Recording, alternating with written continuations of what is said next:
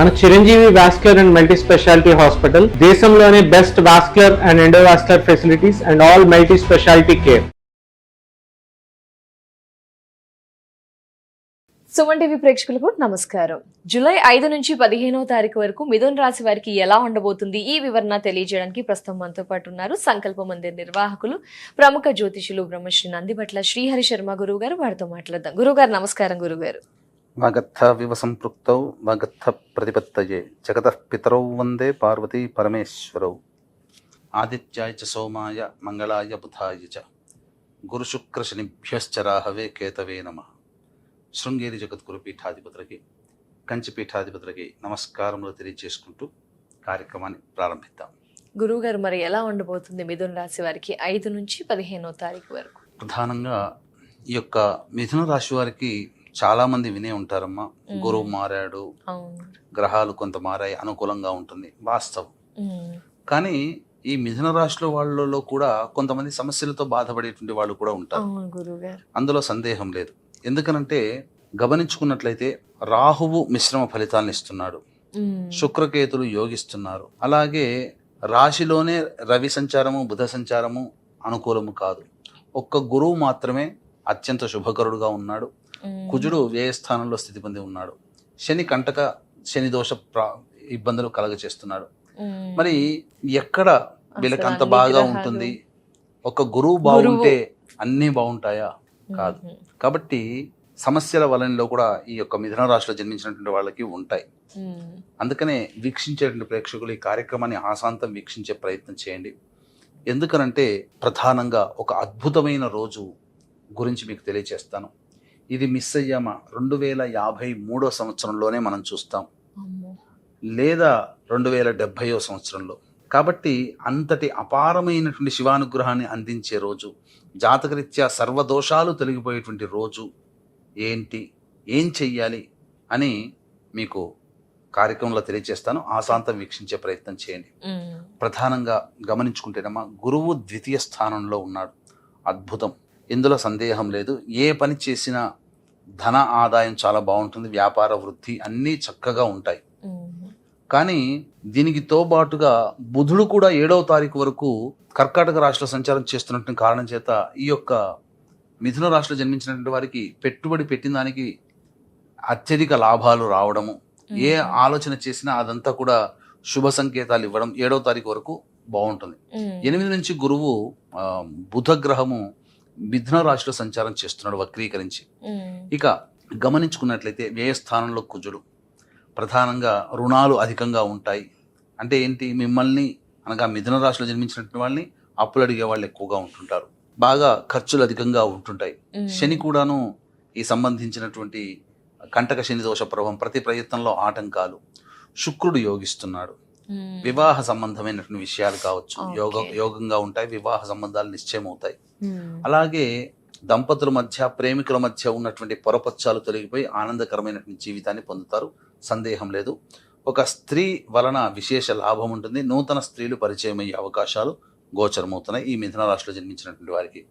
ముఖ్యంగా గమనించుకున్నట్లయితే నిరుద్యోగస్తులు, ఉద్యోగస్తులు ప్రధానంగా ఆలోచించి నిర్ణయం తీసుకోవాలి.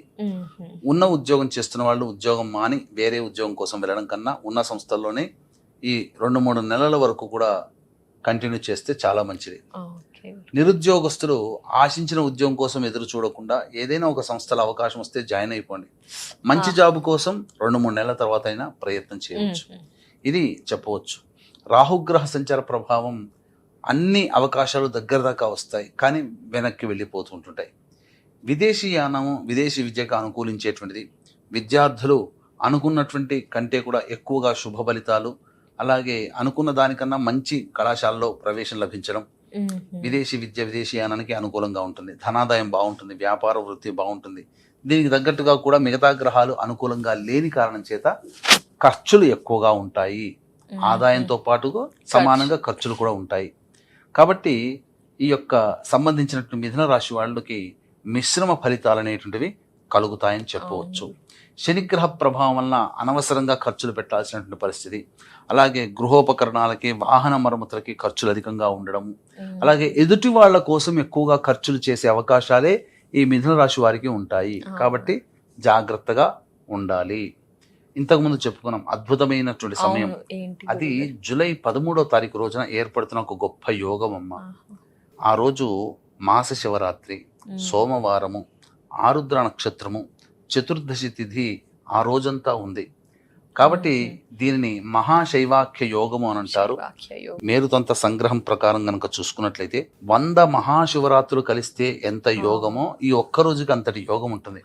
కాబట్టి ఈ అవకాశాన్ని అందరూ వినియోగించుకోండి. దగ్గరలోని శివాలయానికి చేరుకొని చక్కగా శివ అనుగ్రహం కోసం అర్చన అభిషేకాదులు జరిపించండి. అన్ని విధాలుగా బాగుంటుంది.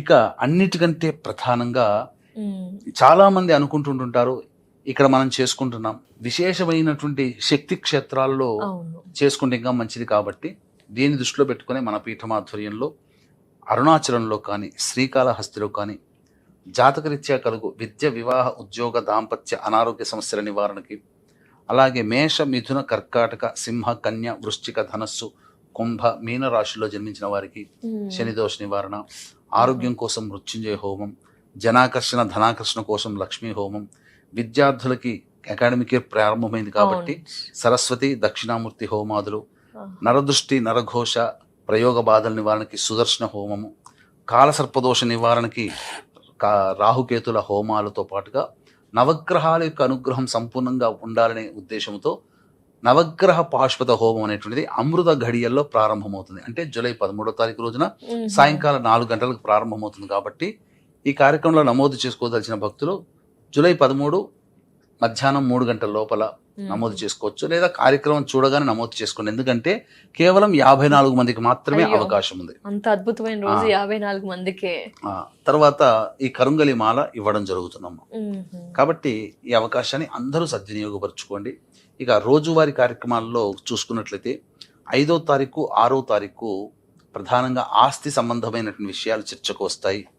అలాగే సంతాన మూలకంగా విభేదాలు, ఖర్చులు, సమస్యలు పెరుగుతాయి. ఇక చెప్పాలి అంటే ఖర్చులు అధికంగా కూడా ఉంటాయని చెప్పవచ్చు. అలాగే 7, 8, 9, 10 ఈ తేదీలలో విందులు, వినోదాలు, కుటుంబ సభ్యులతో ఆనందంగా పాల్గొంటారు. అలాగే ఖర్చుకు మించిన ఆదాయం లభించడం ద్వారా చాలా సమస్యల్ని పరిష్కరించుకోగలుగుతారు, ఆనందంగా జీవిస్తారు, అన్ని విధాలుగా సంతోషంగా ఉంటారని చెప్పవచ్చు. ఇక 11, 12 తేదీలలో ప్రధానంగా రాని బాకీలు రాకపోవడం, ఖర్చులు అధికంగా ఉండడము, మానసిక ప్రశాంతత లేకపోవడము, అలాగే ఎక్కువగా కోపోద్రిక్తులు అవ్వడము, ఏ పని చేయాలని ఆసక్తి ఉండకపోవడం జరుగుతుంది. ఇక అనవసరమైన ప్రయాణాలు, అనవసరమైన ఖర్చులు కూడా ఆ 11, 12 తేదీల్లో ఉంటాయి. 13, 14 ఈ తేదీలలో పెండింగ్లో ఉన్నటువంటి పనులను పూర్తి చేసుకుంటారు. అలాగే ప్రధానంగా ఆదాయం చాలా చక్కగా ఉంటుంది, పాత మిత్రులను కలుస్తారు, సంతోషంగా గడుపుతారని చెప్పవచ్చు. 15వ తారీఖు మాత్రం కుటుంబ సభ్యులతో వాగ్వివాదాలు జరుగుతాయి, అంత సంతోషంగా ఉండదు, ఖర్చులు కూడా అధికంగా ఉంటాయని చెప్పవచ్చు.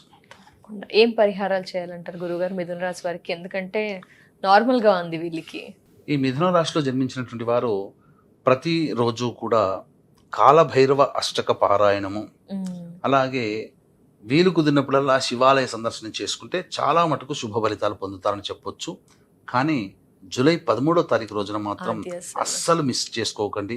అది మిస్ అయ్యామా 2053, అది మిస్ అయ్యామా 2070.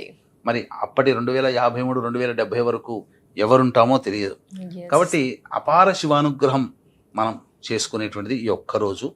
కాబట్టి దగ్గరలో ఉన్నటువంటి శివాలయంలో అర్చనాభిషేకాదులు జరిపించుకోండి. లేదు అరుణాచలం మరియు శ్రీకాళహస్తిలో మన పీఠమాధ్వర్యంలో జరిగేటువంటి కార్యక్రమంలో మీరు గోత్రనామాదులు నమోదు చేసుకోవచ్చు. చాలా ధన్యవాదాలు గురుగారు. నమస్కారం. సర్వం శ్రీ ఉమామహేశ్వర పరబ్రహ్మార్పణమస్తు.